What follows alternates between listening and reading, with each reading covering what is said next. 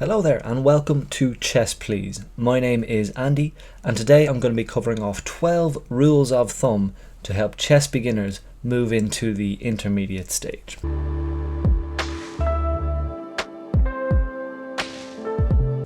These are some guiding principles and general kind of conventional wisdoms that will help you make decisions during your games. As with anything in chess, there are innumerous exceptions to these rules, but they are good concepts to have in your mind as you're playing and learning the game, and they really helped me when I was moving through that similar sort of rating range. They're not in any particular order. The reason it's going to be 12 is 2 per each piece. There are plenty more rules of thumb and we'll do more videos like this if you found this useful, but let's jump right in. Here we go. It was very Mario. Here we go.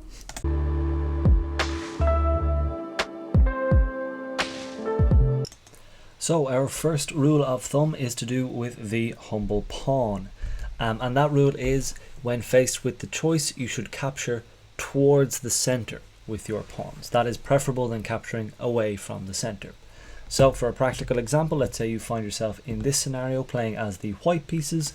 Black takes your knight there, and you have a choice. You can take with this pawn or you can take with this pawn. Obviously this one is going to be away from the center, this one being toward the center.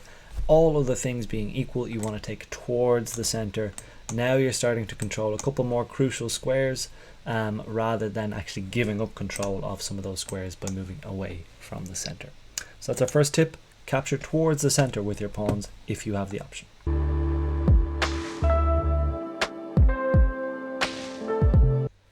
So our second tip is also around the humble pawn, and it is around the topic of backwards pawns.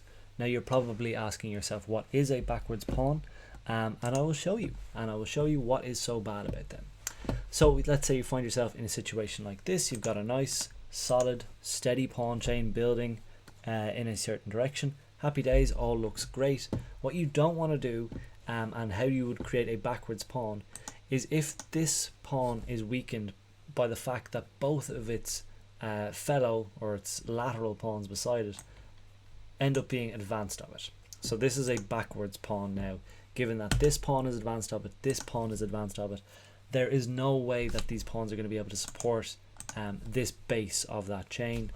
Couple of reasons why this is bad. It is one pawn supporting two in terms of defense, so it's a bit of a double liability. That's not the worst thing actually. The worst thing is it actually really weakens this square in front of the backwards pawn, because a knight can now have a look at this as a really juicy target, knowing that a pawn is never going to try and kick it out of there. It's going to be at the very worst a bishop or another knight, and we can look at trades there, but it's not going to be a pawn to kick that out.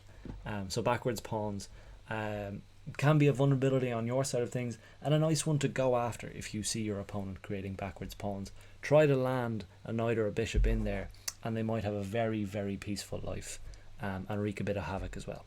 So that's tip number 2. Try to avoid backwards pawns.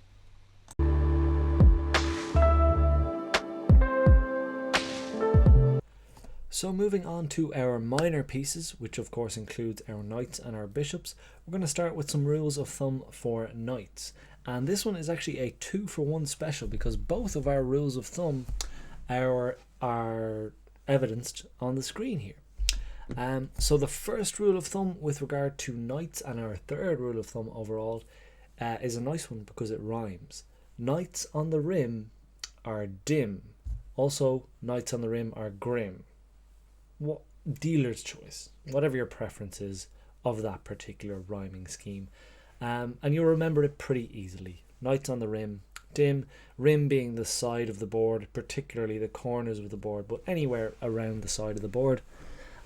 That is our first tip, and actually to kind of showcase the reason why that is, I want to bring in our second tip around knights and our fourth tip overall. With knights, you want to look for outpost squares. Outpost squares are where you have a certain level of invulnerability or definite protection or safety from other pieces based on what pieces are left on the board, essentially. So if we look at our first knight, this knight on the rim, as you'll remember, pretty dim and or grim, whichever you prefer. A lot of that comes down to how easily these knights are kind of hemmed in, how few squares they control. So if I click on this knight, and it'll bring up the kind of candidate moves. This particular knight has 3 squares that it can reach. Theoretically 4 if this pawn moves, a maximum of 4. Whereas if we look at this knight, who is on a lovely little outpost square, ergo it is defended by a pawn, and there are no pawns that can attack it. Yes, you can get attacked by this bishop, which makes it not the strongest outpost. Not all outposts are created equal, but it's a good resting place, absolutely. And particularly if this dark squared bishop is off the board, you definitely want to look for areas where your knight can only be tackled by potentially another knight, or potentially a queen or a rook. So this is an outpost square for this knight. But if we look at this knight, the squares within its control, we've got 1, 2, 3, 4, 5, 6, 7, 8. So immediately, just by being towards the center of the board, it has double the efficacy in terms of amount of squares it's controlled. And this knight can only ever get kicked out by a piece of equal value. So the 2 rules around knights on the rim are dim or grim, and knights in the center, you want to look for an outpost square, and even sometimes you want to double up on that outpost square, make this very centralized. You'll notice as we're going through this, the evaluation bar is visible, and it's going to go up and down. These are of course fictional game positions, and these rules of thumb don't necessarily apply in the exact situations I'm in, which is a good kind of caveat to say. A lot of these rules of thumb don't work out all the time, but they're a good way to start understanding why certain pieces are better in certain places.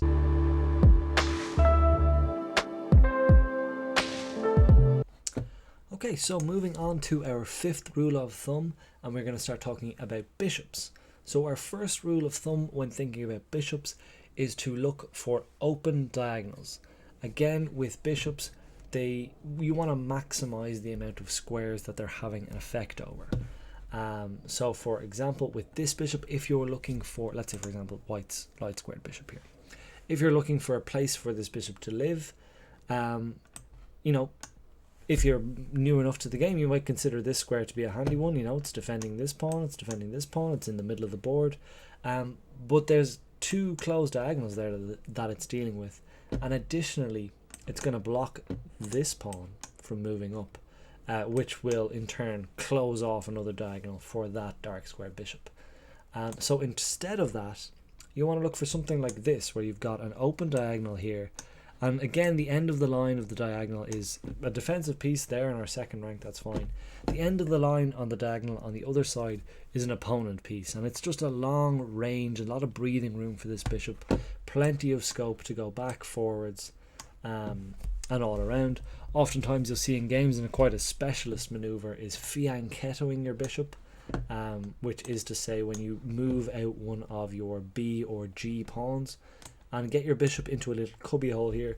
The reason being is this is the longest diagonal in the game, only rivaled by this one.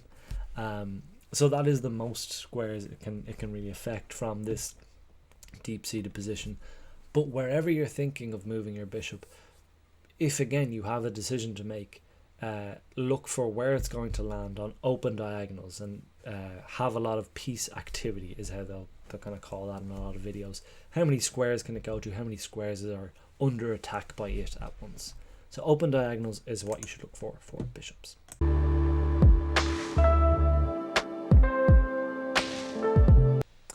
So our next rule of thumb, also to do with bishops, is around a very unique facet of bishops, and the fact that bishops are the only piece on the board that have a fixed color complex, by which a light square bishop will never land on a dark square, and a dark square bishop will never land on a light square. So it's to do with that, and the particular rule of thumb here is if you have one or the other and your opponent, if you have mixed matched ones, what you want to do is you want to start putting your pawns on the opposite color to your bishop. Basically, you'll see here, let's say for example, what black has a light square bishop, and all its pawns are on light square, and what you'll see is this bishop is a bad bishop. It is not that effective. It is not on those open diagonals where we spoke about. Whereas we see that white has a dark square bishop, and all of its pawns, every single one of them, which is quite rare, are all on the light squares, which basically gives this bishop so much room to maneuver, so many ways to go and maneuver about the board, whereas black's bishop on the light squares is really hemmed in by its own pawns, and even that would be the case if it was advanced and outside of this pawn chain. So what you want to do is, if your opponent has one color bishop and you have the other, as a rule or as a general guiding principle, try to build up your pawn chains on the same color as their bishop and the opposite color of your own bishop, just for freedom of movement of those pieces. Rule number 6.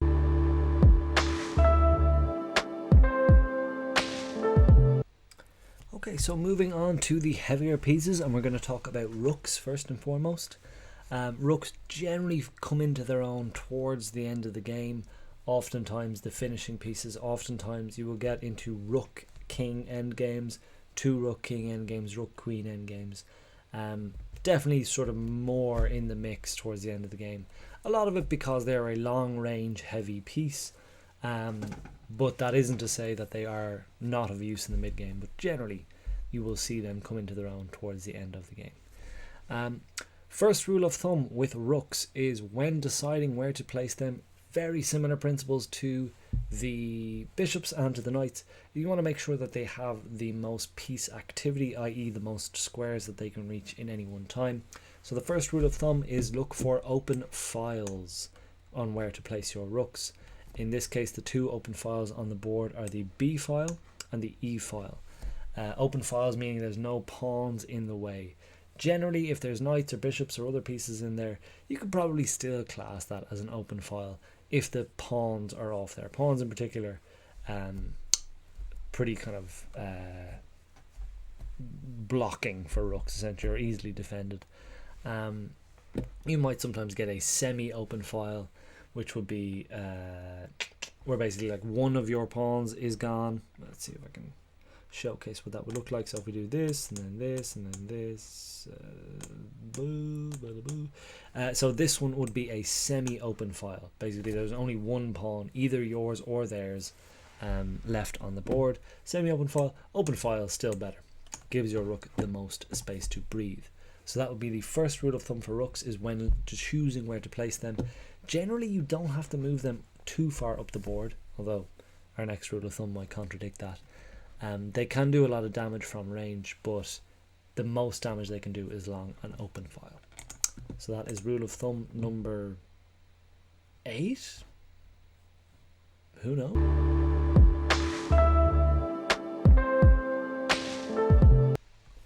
So our next rule of thumb, and actually our 8th overall, still to do with rooks, and more so than a rule of thumb, is a pretty powerful attacking idea when it comes to rooks.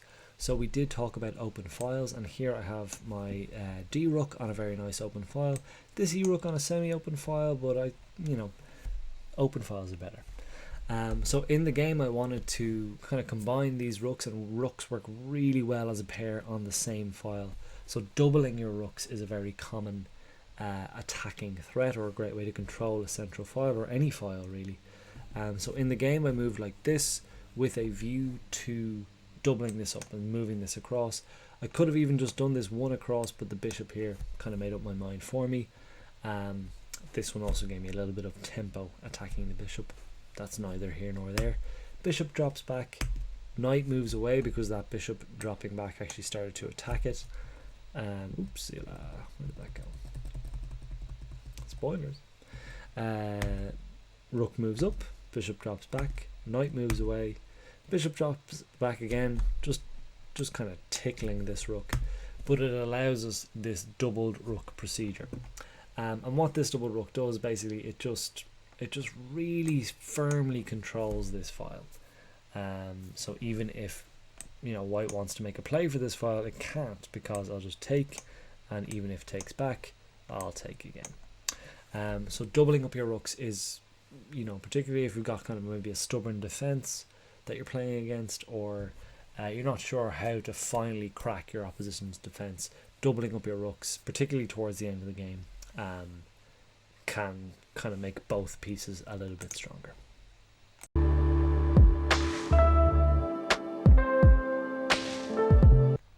Alright, so our next rule of thumb and our 9th overall is going to involve the Queen, the Great Lady herself, and it is around the Queen's defensive capabilities, and the rule of thumb being, while the Queen is absolutely your best attacker and oftentimes going to be kind of the headline of what's happening in the game, the Queen is actually your worst defender in some respects.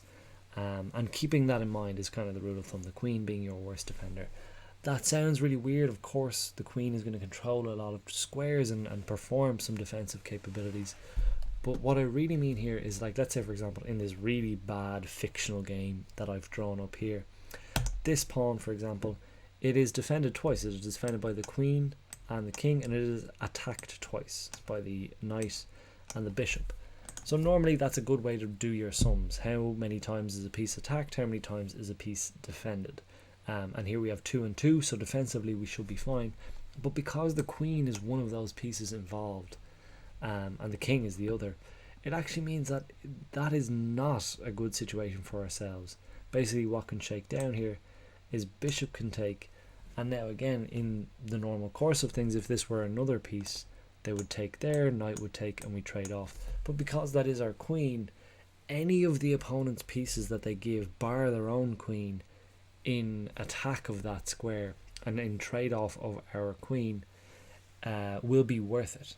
So obviously, realistically, I wouldn't make this move, I would move that, but then they just get that pawn for free. So keeping that in mind, your Queen is your best attacker, but oftentimes your worst defender on account of her value. She's too valuable to lose in a trade-off with other attacking pieces other than your opponent's Queen. Which brings us nicely onto tip number 10.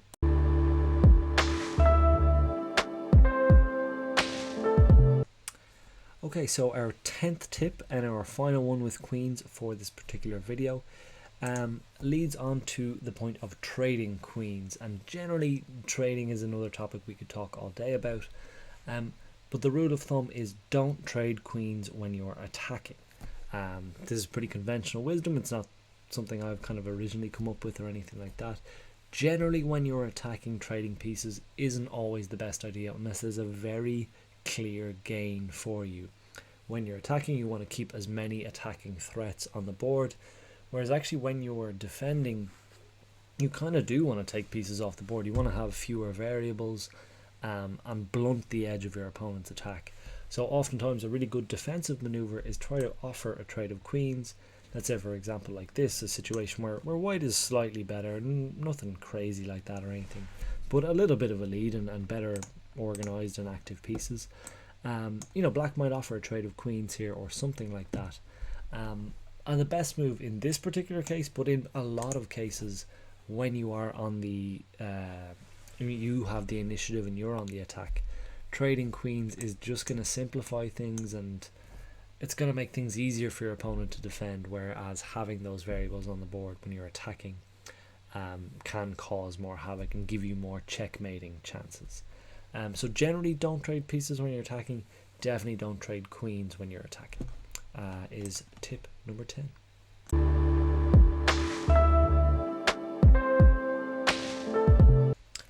So our 11th rule of thumb and our first to do with the king is around the endgame. And when you get towards the endgame and there are fewer pieces on the board, for the whole game you've probably been thinking, get my king safe, get my king to the corner of the board, get him away from checkmating opportunities.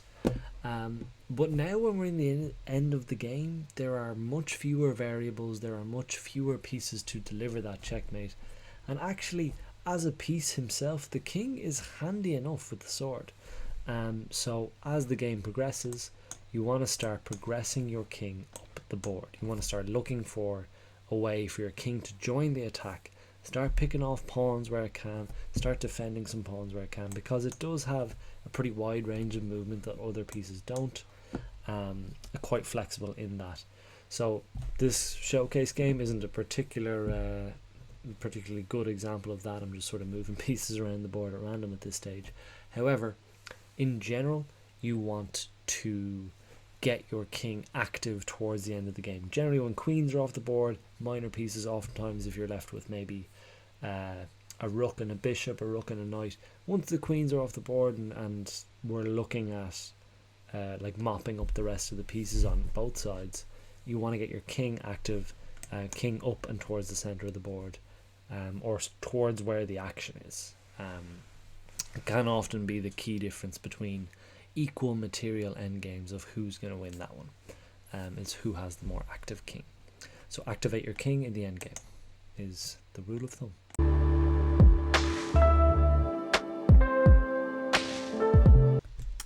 So our 12th and final tip of this video, and our second on the king side of things, is a pretty niche one, and I did mention that these were not in order of importance, and this will, elucidate that fact. So it is specifically when castling long. So obviously when castling you have two options. Not obviously, sometimes you don't realize that you can actually castle on the queen side as well. It works out a little bit differently, as I'll show you here. When you castle long, your king ends up here on the c file and your rook on the d file. So your rook is more centralized, but your king is still more centralized. So that can be a little bit tricky. And the rule of thumb here is when you castle long, try to find time. Let's just make a random move here for black. Try to find time to get your king safe. The key vulnerability when you castle long is this a pawn can make a really just nice target here for a bishop or a queen or whoever you have yourself, and there's really no defender there organically. So if at all possible, try to make time to make that move b1. Just a prophylactic maneuver, as you'll hear very often quoted on chess videos. Basically a defensive, playing it safe maneuver. That one is one that has proved worth it time and time again for me. When you can, obviously take into account what pieces are under threat, but as a matter of course you should try to get your king into b1 when you castle long, or b8 when you do it on the other end. But yeah, when you castle long, shift your king in. And that'll do it for the tips tonight, folks.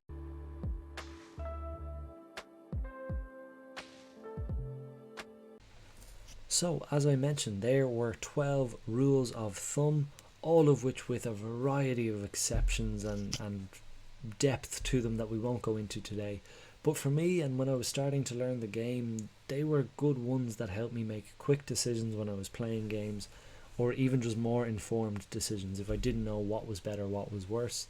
A running theme I found throughout when I was putting these together: piece activity is huge. Getting your pieces on squares where they can affect more squares. So if you're ever faced with a tricky call and you're not sure, which way to go with it, go with the one that gives your piece the more activity, the more movement, the more square access on the board as possible, is what I've found. And I think that'll generally be reflected in your play. So let me know if you thought this was useful. I certainly found it useful when learning those tips as a beginner player. If so, I can put together a couple of more rules of thumb. There are infinite amount of ones in chess, all of which need to be broken at a certain stage. A very wise person once said, and many people have quoted him since, your first brace into the world of chess is learning what kind of rules like this, and then once you start getting better and better, it's learning when to break these rules. So every single game you will find calls to double your pawns, not double your rooks, do everything, break all the rules, but knowing why those rules are important is more crucial before you can start breaking them. So I hope that was helpful. If you did enjoy this sort of content, feel free to stick around, give us a subscribe and a like. It really helps the channel grow and get in front of more people about the joys of chess. Thanks for sticking around. This has been Chess Please. All the very best. Thanks.